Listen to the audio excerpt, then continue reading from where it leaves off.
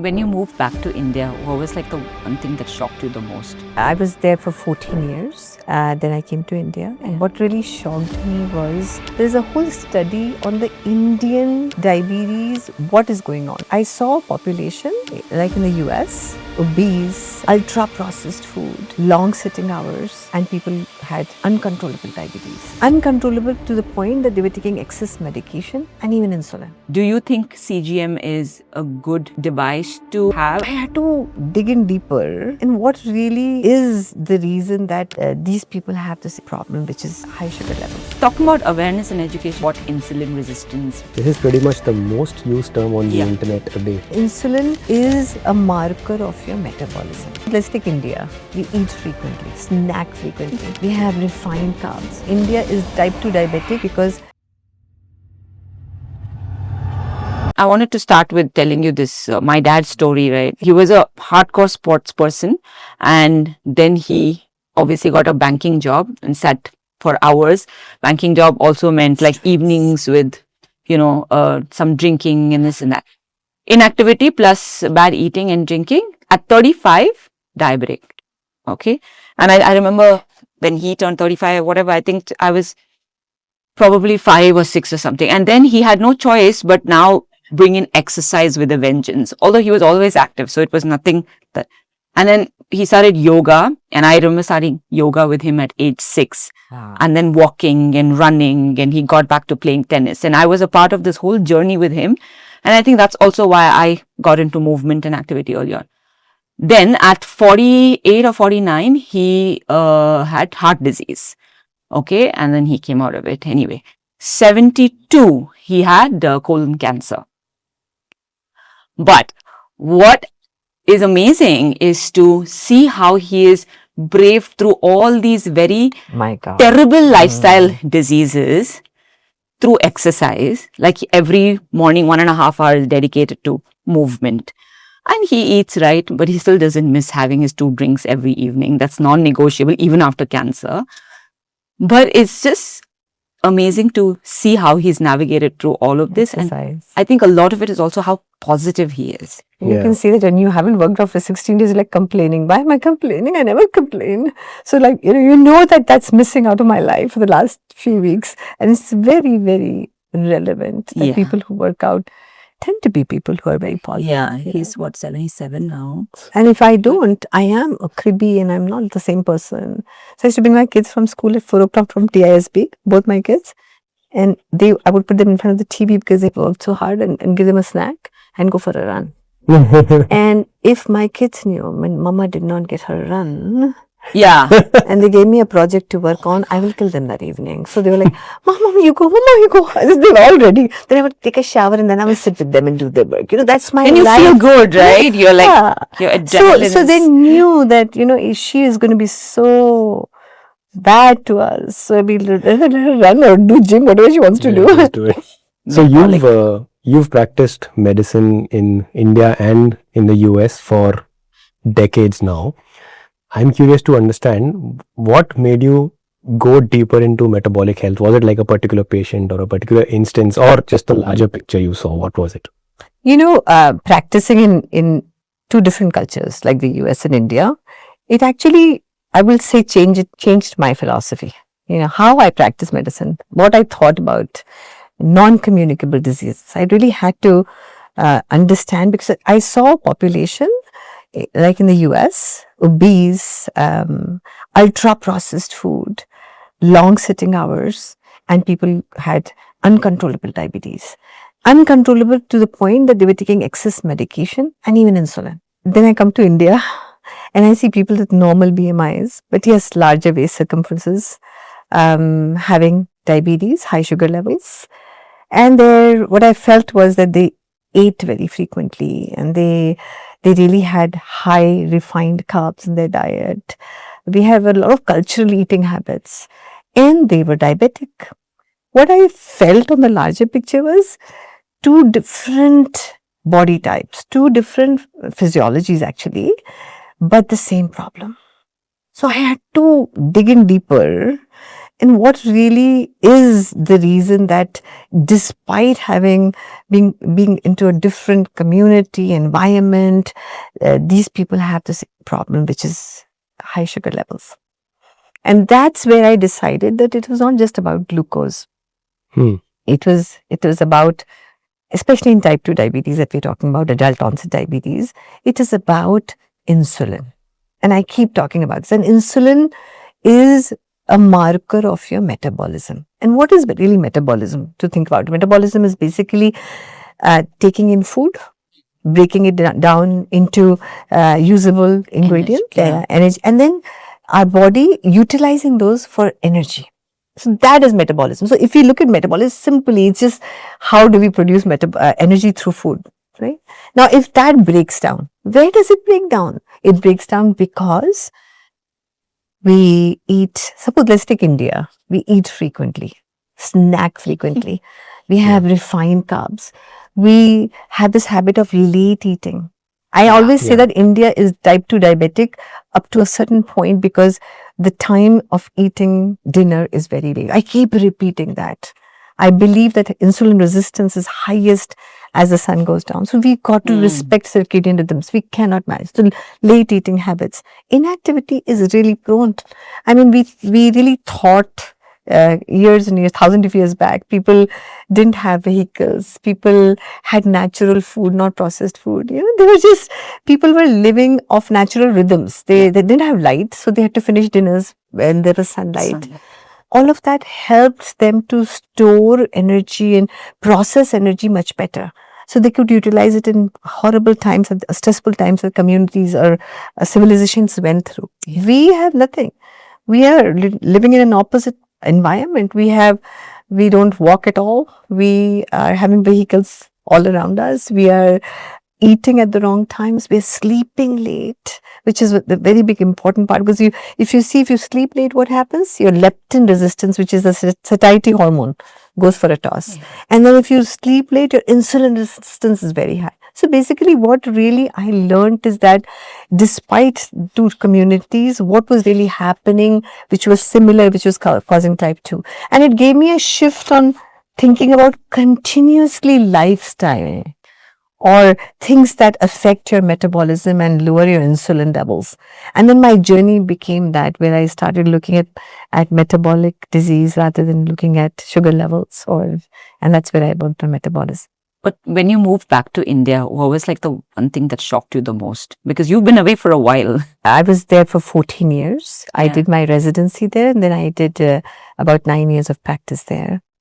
Then I came to India, and what really shocked me was the lack of awareness. People would come to my office, Shwe, and they would say, I know I have diabetes. I know it's a lifelong problem. My dad looked at it like that. Right? And I will need medications. Doctor, this medicine from the other doctor hasn't worked. You give me a newer medication. And I'm sitting there who really looking at this and saying, is that true? I have to give medication or insulin to somebody for their life?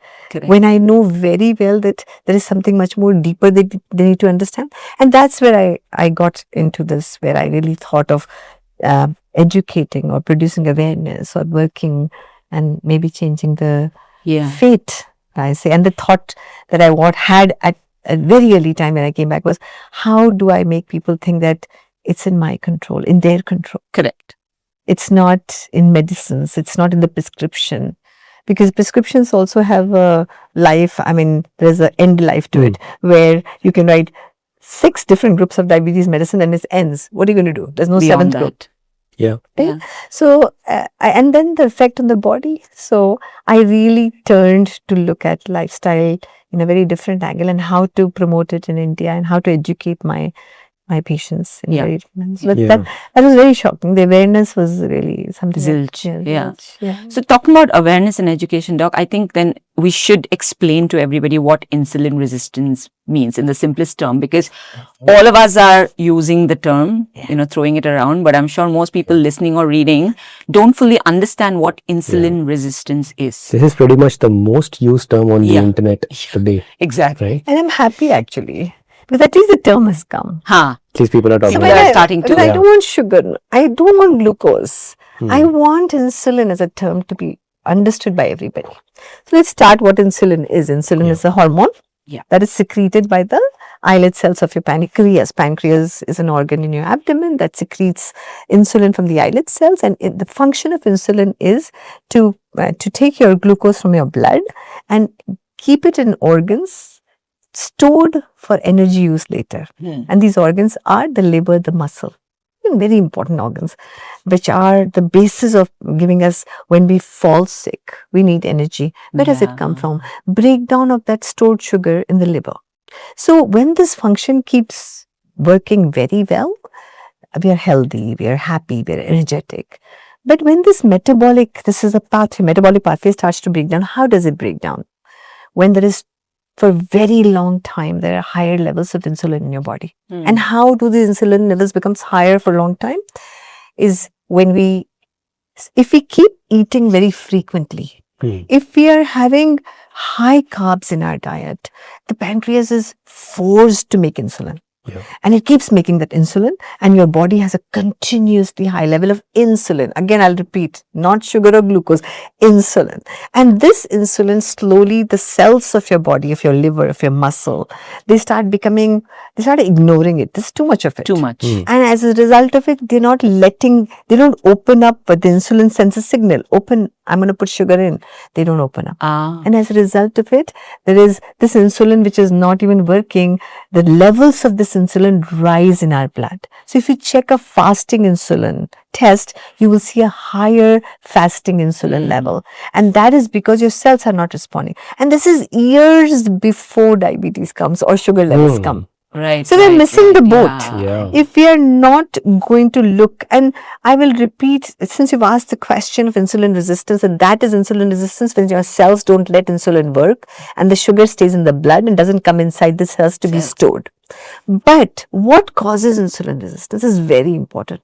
There are basically 6 things in our environment in day-to-day life that cause insulin resistance.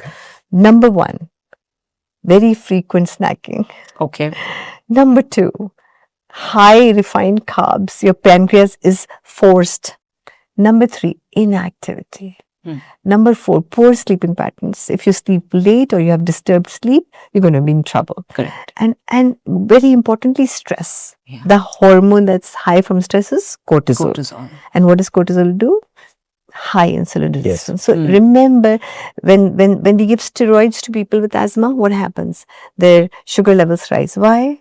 Because that is the habit of cortisol. It raises sugar, it raises insulin. So it worsens your insulin resistance. So when I looked at metabolism and insulin resistance, I really thought that, if we could just look at these 5 or 6 factors that cause insulin resistance years before diabetes comes, you can absolutely be able to, for a person not to get diabetes, or if they do have it, reduce or stop their medication. So that's what I have worked on for the last, just that aspect of what causes insulin resistance. Yeah. Just this is for my personal note. You said number 1, frequent snacking, right?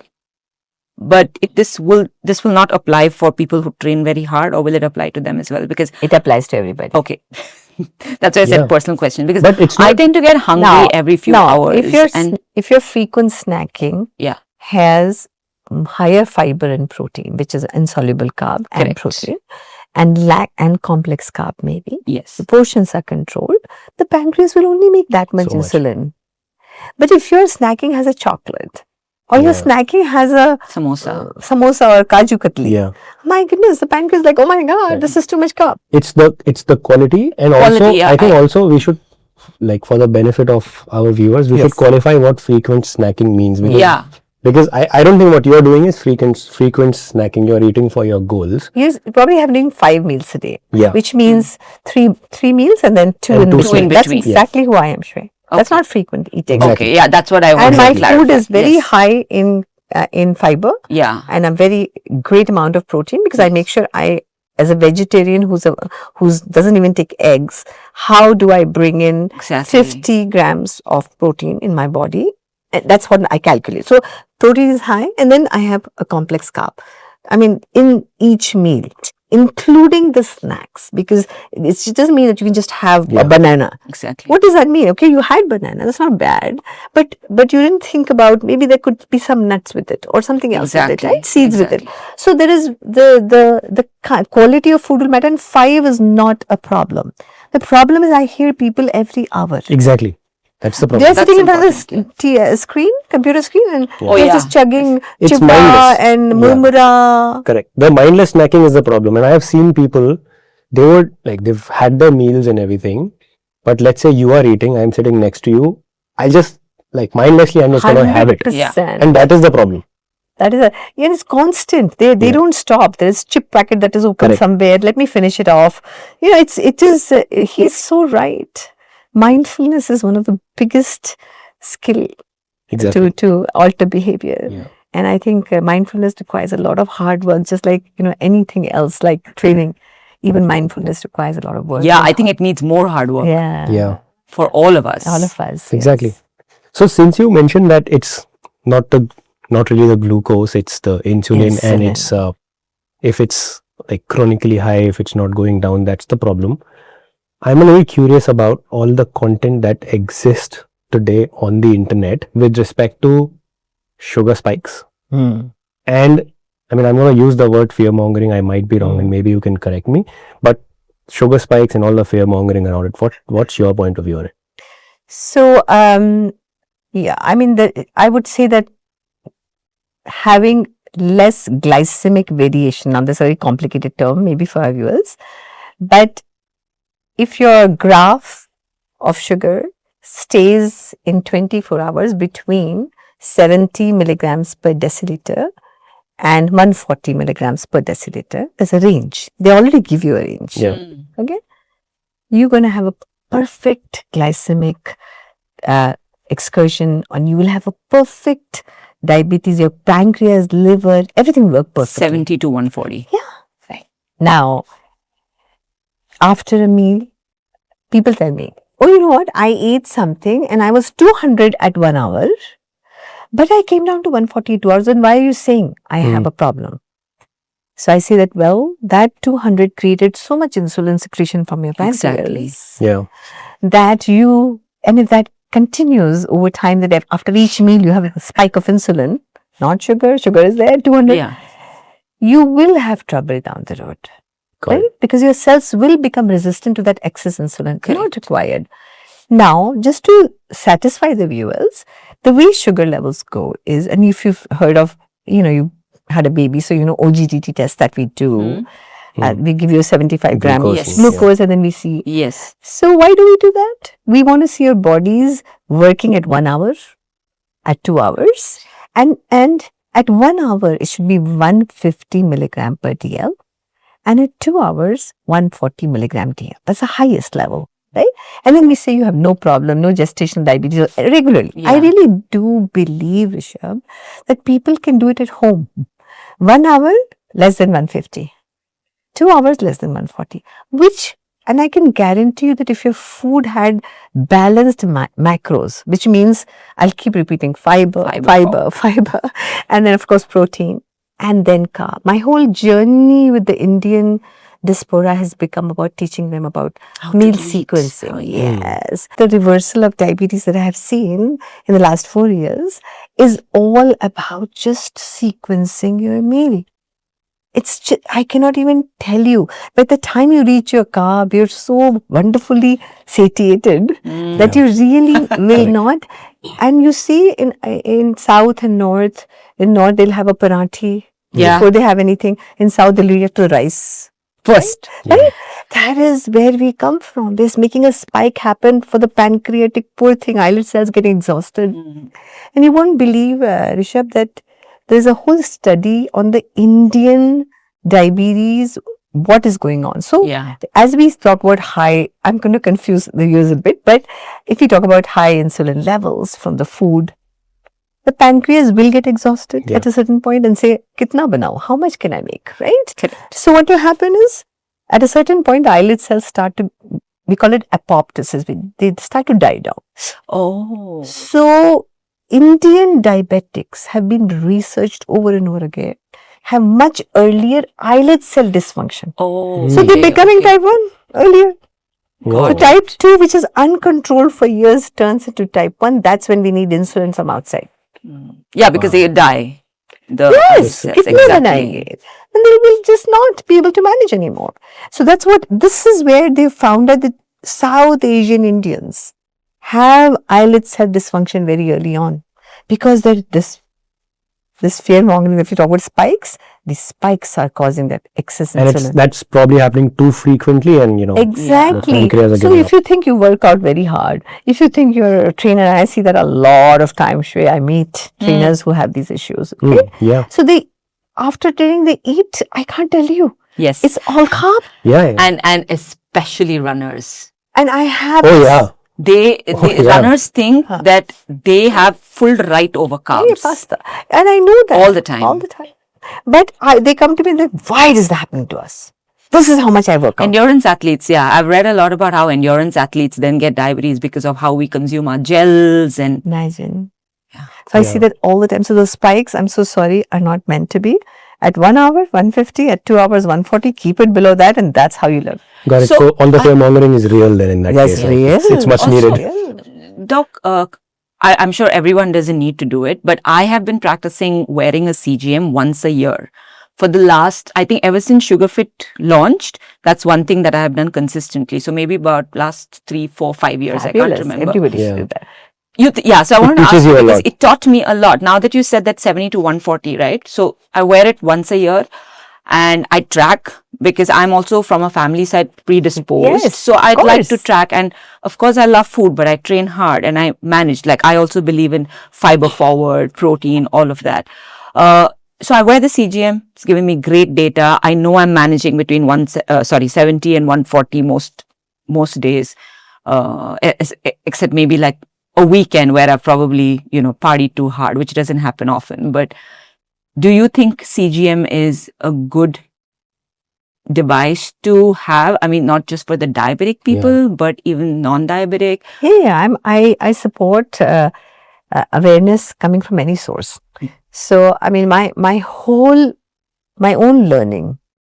I mean, of course, you would learn from your CGM, but I learned from so many clients, Yeah. patients who have it.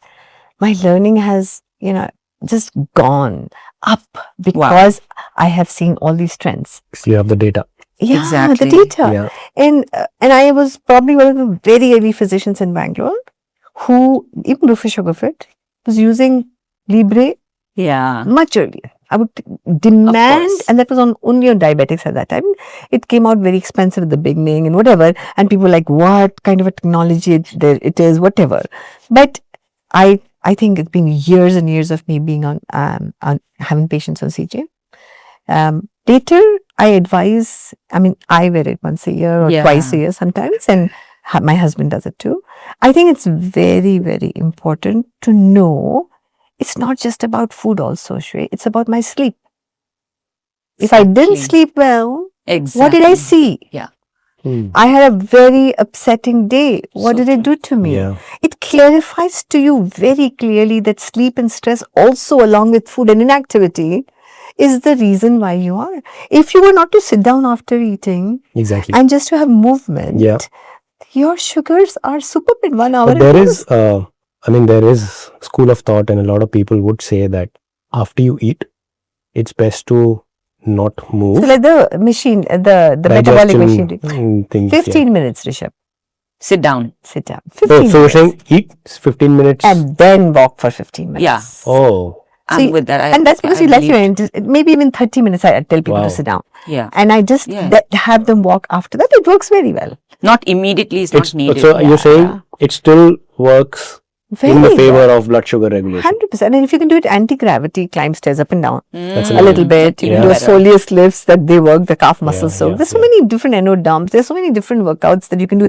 There are people who say, oh, I can't walk. I have arthritis. I said, well, you can do arms, endo dump. Yeah. Exercise, you can do soleus lifts with books on your Bunch of thighs. things, Very simple yeah. things. So there are so many things that will help you take that excess calorie that you've taken out by just 15 minutes of that.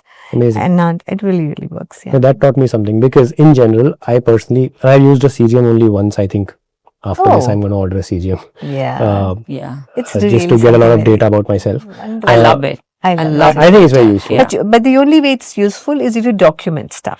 Document Right, and then people, act if on you it. don't, yeah. Correct. So no, but documentation teaches you. Exactly. Brings you, like I said, journaling. Yeah.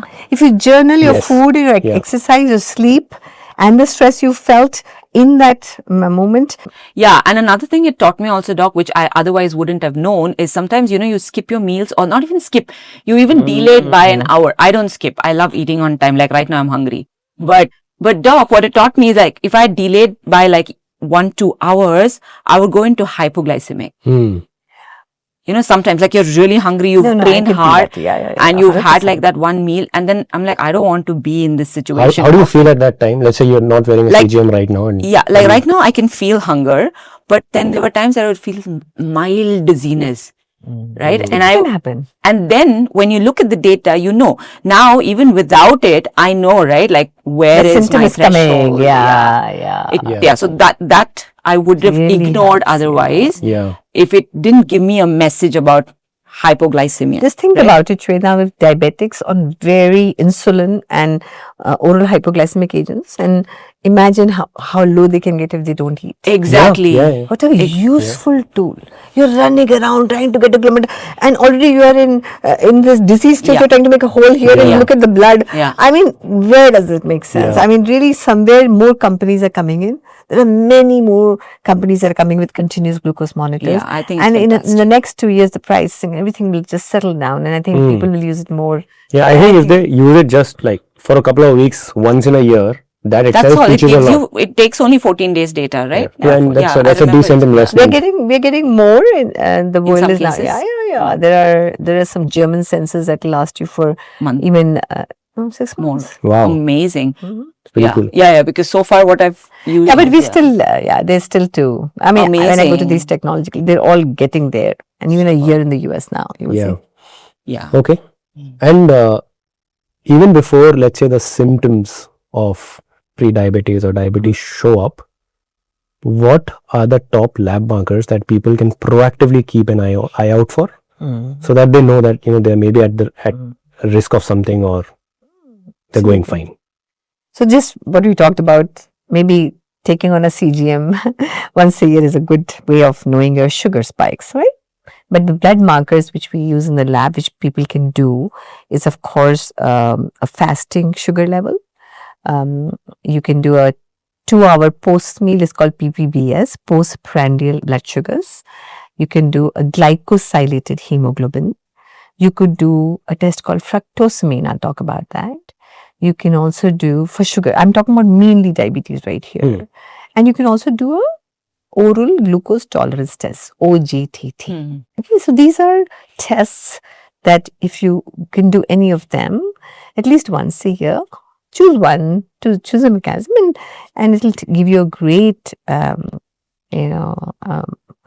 understanding, and discuss it with your doctor of where I am with my glycemia. Okay. Correct. So I would recommend that for everybody at least once a year after the age of 20 actually. Okay. Nice. So I think we should put this down in the description. Yeah. In fact, I think we can create a cheat sheet That's what. out of this, correct. which people can 100%. download from the description, 100%. so that this information is available. And then of course for other non-communicable diseases, if you were to know, it's very important in India to do a lipid profile, because our triglycerides are reflections of free fatty acid in our liver, Yeah. which is visceral fat, which is in India we were known as triglyceridemia, very high triglyceride levels. So it's very important in India to not just do a total cholesterol. They check one cholesterol, say, what do I do with this? Yeah. The problem here is triglycerides and a low good cholesterol, which is HDL. Low HDL. So we have low HDL and we have high triglycerides. Yeah. So that's very important to also work on. And I think that is something which in the blood I would like to check on people. I think looking at your SGPT, SGOT, which are the liver function Yeah, liver tests, functions. Yes. GECs, they're important. Thyroid is very important. Look at your metabolism. Since you asked me what tests would be, these are very important tests. Your hemoglobin is very important. Since we're talking about test, Doc, the article that we read yesterday. That HbA1c is now irrelevant. What do you think about it? So I think we are too drastic in judging A1C or glycosylated hemoglobin. Even we're too drastic here. It's been a gold standard for years, and we Yeah. just can't put it down with headlines telling you that glycosylated hemoglobin is not the right test. I mean, my heart sank because, okay, I'll tell you why. There is also some truth in it, but we need to again get awareness and understanding of what really happens. So if you divide that term glycosylated hemoglobin, what is that? This hemoglobin of your body which is sugarated. Yeah. Right?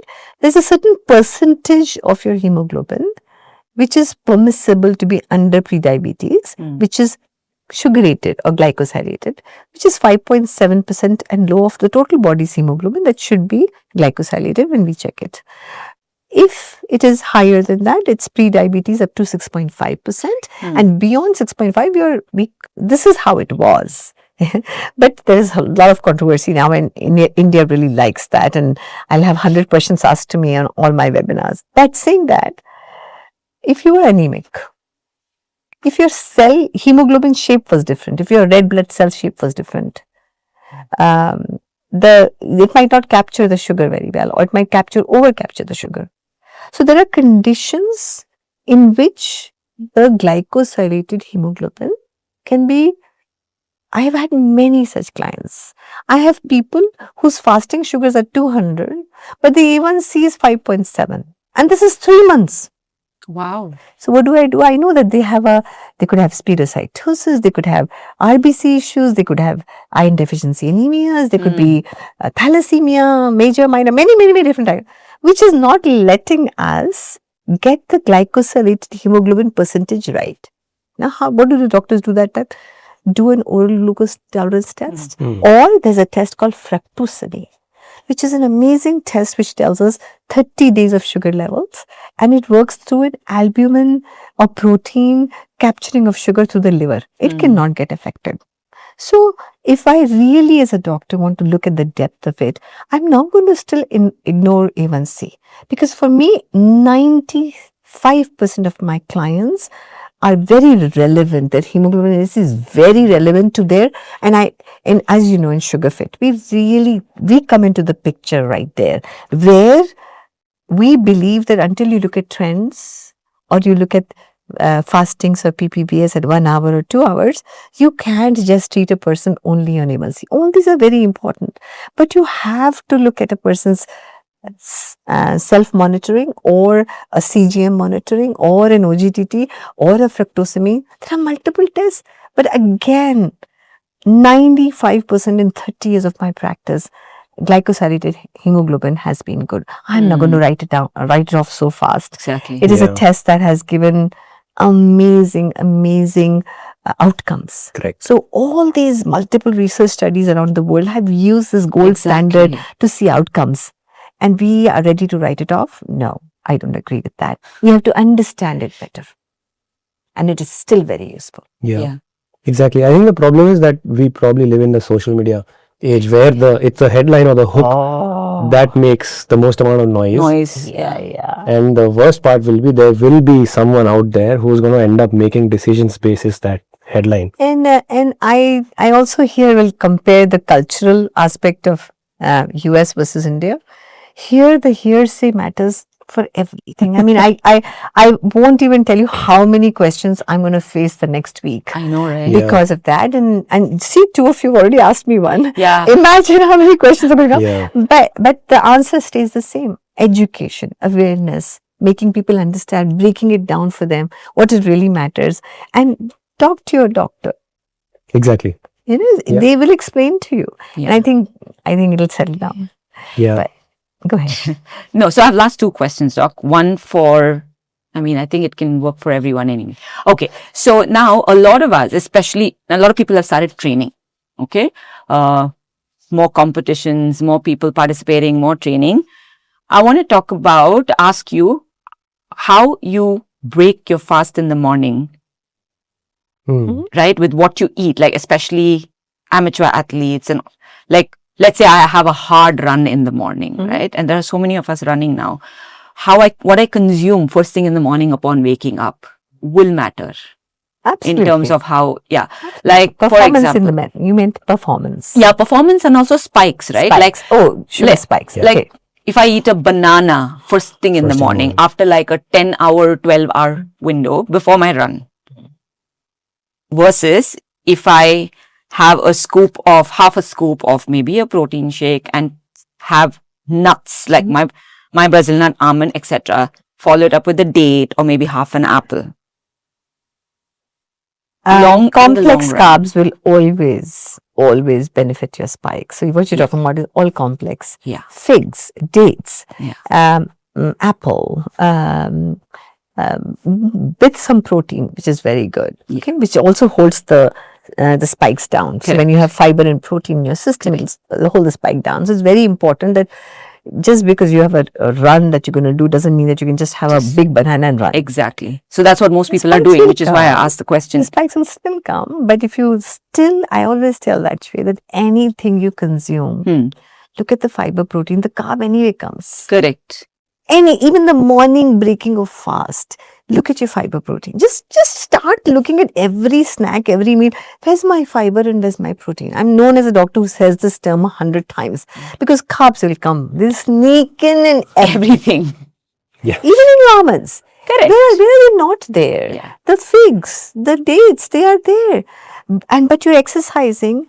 And even if you want to not take the apple and you want to take a banana, but you've had maybe a glass of chia seed water, which is full of fiber in the morning. Exactly. And if you had some nuts, which I think omega 300 benefits, I'll start speaking about nuts.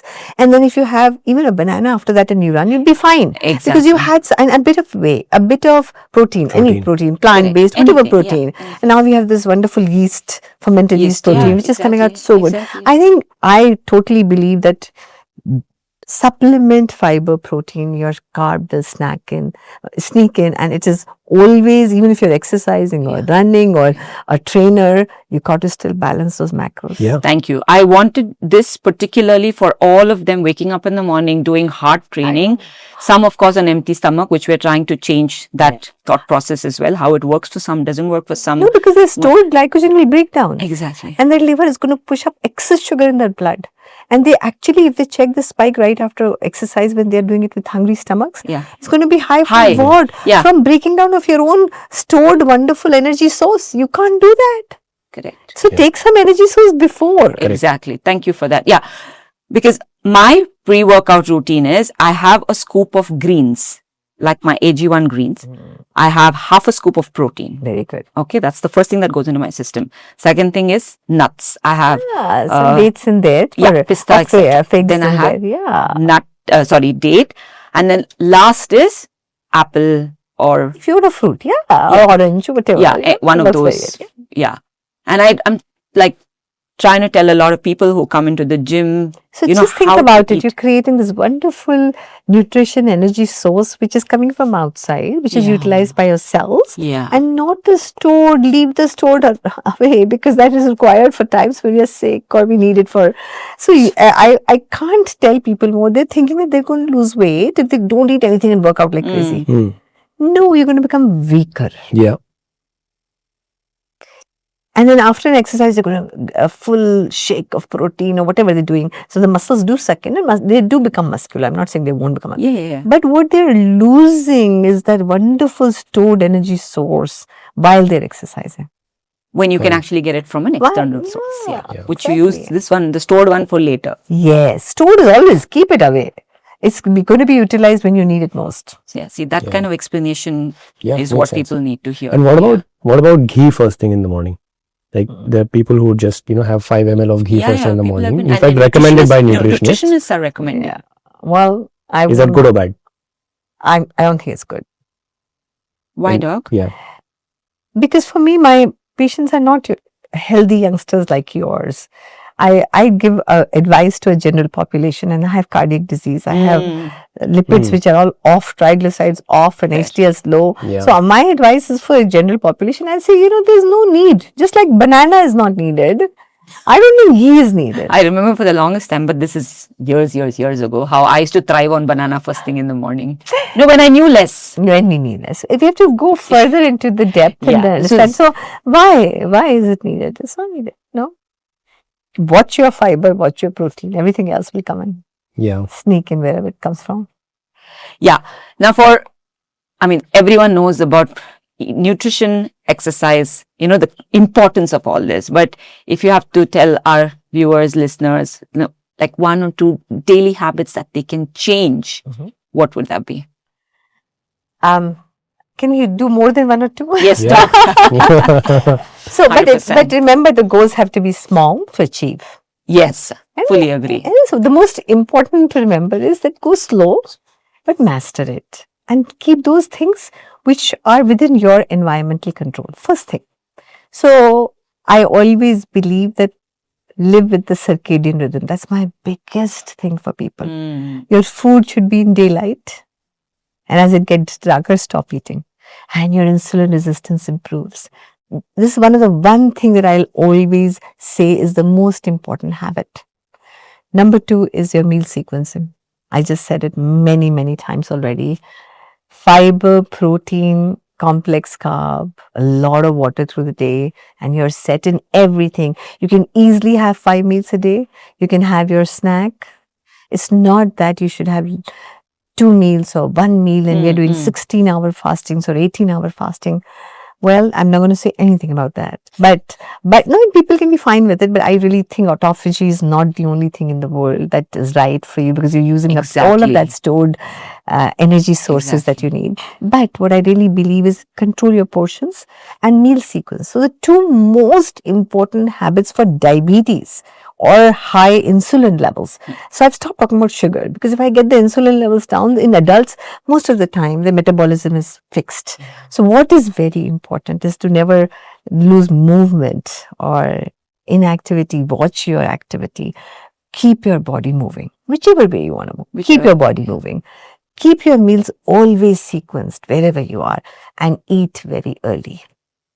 So then, before we close, since you spoke so much about meal sequencing, please tell me yours. Oh, I'm sure everyone will be very curious, especially because you said you're a vegetarian who you don't even eat eggs. And yeah. I think all vegetarians really struggle because most of us don't understand how to sequence it. So I'm particularly very curious about yours. So my house is never without really good sprouts. So I every single day, black chana sprouts, moong dal sprouts have to be a bowl full in a day. Wow. Good amount, made really yummy with all green chili and nibu, whatever you want to put. But I really enjoy my sprouts.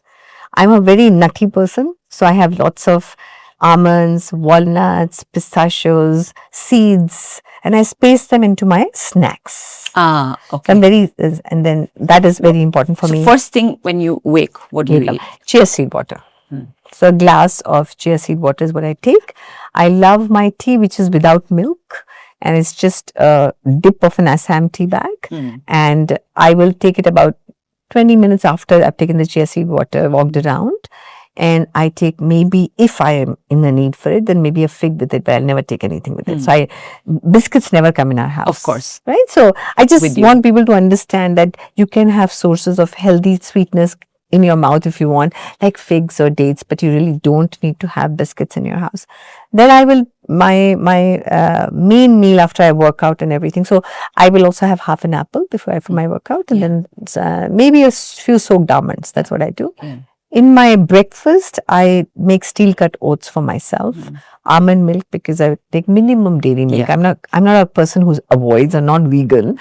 And then I have tons of seeds in it, black seeds and pumpkin seeds, and I will always have some strawberry or berries put in there. And I also put half a scoop of now fermented yeast, but but I used to do the powder. So I do half a scoop. I always tell people that there is enough also protein in some almond milk, some All oats, of it coming all together. do it half twice a day, a scoop. Yeah. Your body will absorb it better. Yeah, I do before and after. Yes, so I do that, and then around that's my breakfast, and then I'm off to work. I end up eating nothing till lunch because the work just takes me on. And then at lunch, I always carry my huge bowl of sprouts and a great salad. So what does your salad have? Like My raw, salads like have cucumbers? everything. No, it has a lot of lettuce. I like lettuce a lot. Most of the time I have spinach. I like leaves a lot. And then I also put lots of seeds in it because I like my seeds to come. It's Gives me a crunchy little then. crunchy. Yes. And then I cucumbers and bell peppers and I think that's my salad. And the sprouts are all made. So I'm with- guessing it's a big bowl of sprouts, no? Because it has to keep you full. it is how much? A cup and a half. Okay. Yeah, that's a good bowl. Yeah, that's a good size. Yeah. And the salad is a lot. I mean, because it's got leaves and also it looks a lot. Wow. And I always add some, I love it. I make a dressing at work with a little bit of honey, a little bit of apple cider vinegar, which is our one, which turmeric, it has turmeric and it is very good. Our apple cider vinegar and sugar fits. Very nice. So we use that. I mix it up with a little bit of a salt and then I make a nice, olive oil, and I make a nice dressing for myself because I like it on my salad. A little bit of fat, a little bit of honey, and everything just adds a little Sounds bit to so it. exciting. Yeah, you must way of come at saying lunch it. and have with me. Yeah. At 3 o'clock, maybe again a dipped, very light golden looking tea. And if I sometimes can have a peanuts or something with it, then I'll have it. Otherwise, tea is great. And then I will rush home. By 6:30, I'm ready for my dinner. I always have dinner by 6:30. So I'll go home, I'll work out, and then 6:30 dinner. Dinner is usually very Indian dinner because I don't get it at work. So I do have again a bowl of salad because I like, and that is a typical onion, tomato, cucumber, regular salad, carrots cut, Correct. and then lots of dal. And so I always start with salad and I always eat whatever dal, rajma, chole, whatever is there. I will first have a bowl of that. Correct. I will not touch anything on my plate before that. Then I'll have a little bit of my cold sabji. Then I'm not a roti eater, but we make mixed grain rotis, which are mainly jawar and missi atta and all of that mixed. But I'm not. I have a little bit of my rice. And then I have my, again, a bowl of dal or rajma with the rice. And so that I get enough, I'm very, very, very focused on fiber, protein, because everything else becomes very little then. And then after 7, I'm done till morning. I'm not a snacky person, or if I have to have a dessert and there's something really nice in the house, I'll have it at 7. Yeah, right after the Right meal. after. I am not going to wait till 9 watching TV and eating. I will not. I will have it right there. Now my fruit is, I didn't mention, but I have fruit with my salad. So I always will have berries cut in my salad. I'll have oranges put in my salad. I love salad with fruit. Apples. So I have my fruit servings with my salad in the lunchtime. Which is just basically all these years in the US trained me to have only salads for lunch. Which is so amazing. Yeah, just in the middle, because I've had my carb in the morning with the oats and protein.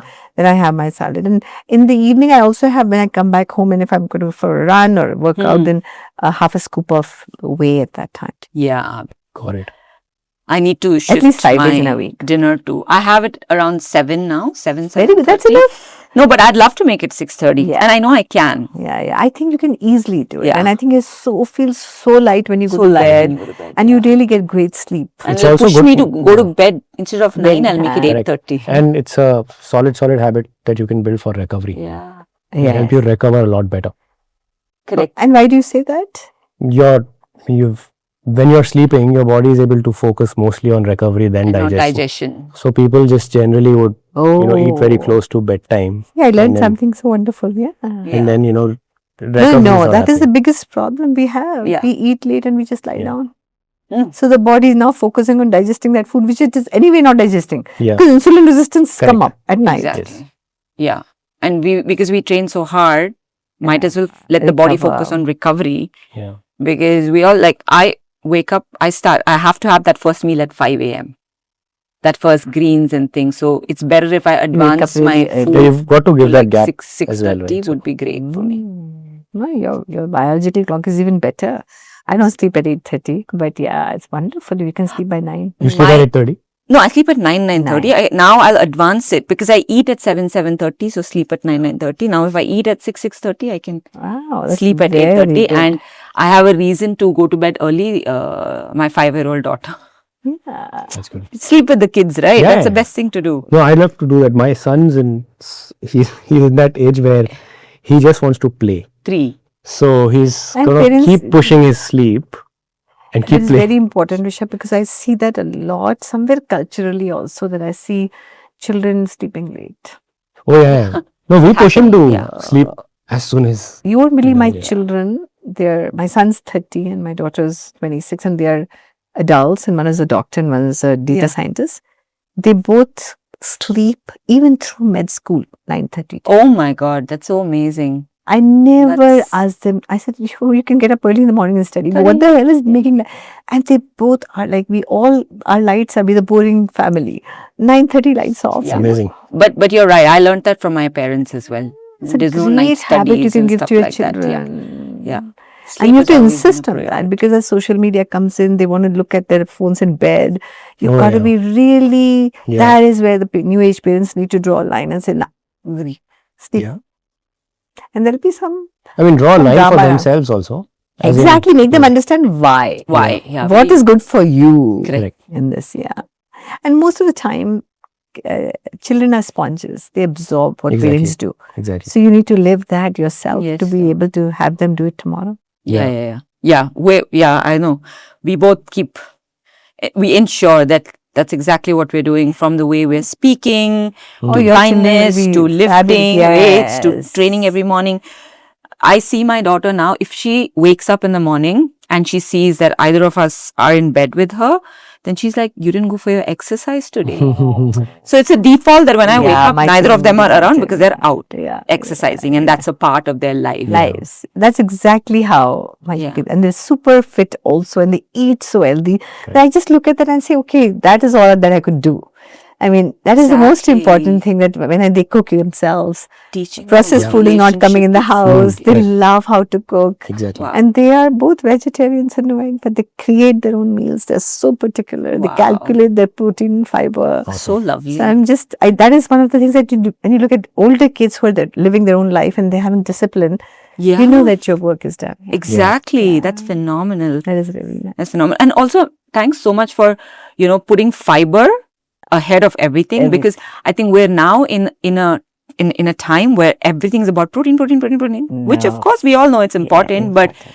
you just kept mentioning fiber, like completely fiber forward. Fiber forward. Which is, which we as individuals do, not everyone, but also this Look thing at has every become about meal. protein. A fruit can become a fiber in a snack, right? Exactly, Yeah. exactly. So always start with fiber. Yeah, so that's, So you line your stomach with fiber. yeah. Mm. And once you line the stomach with fiber, the other ingredients get absorbed slowly. Yeah. So literally making a lining of your stomach with fiber is very Yeah. important. So I remember teaching my dad to do this, because I know he's never going to quit his 2 drinks in the evening. And I'm like, I'll let you be. It's your life, right? Have your broccoli. I just gave him broccoli. I said, drink, Great. but before you drink, I want you to eat broccoli 15 minutes prior and a boiled egg. I said, after that, go for it. And now it's a habit. For many years now. No, it looks he's like just he has ensures. discipline deep inside him. He just likes his little Yeah. Yeah. So I'm not taking anything away. Thank you so much, Doc. This was amazing. I know. Thank you. I enjoyed it too.